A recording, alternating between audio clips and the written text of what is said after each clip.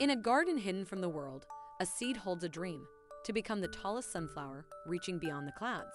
Each passing day, it soaks up warm golden rays, transforming each burst of sunlight into life, into hope. Often shivering in cold nights, it persists, holding onto the promise of the dawn. For it knows every sunrise brings it a step closer to its dream.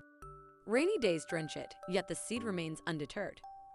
For it understands every drop of rain nourishes its aspiration. In the harshest winds, the seed stands strong.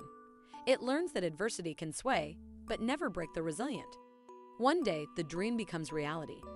The little seed, now a towering sunflower, basks in the sunlight, unrivaled in its height. This is the tale of the little seed's big dream, a testament to growth, resilience, and the power of dreams.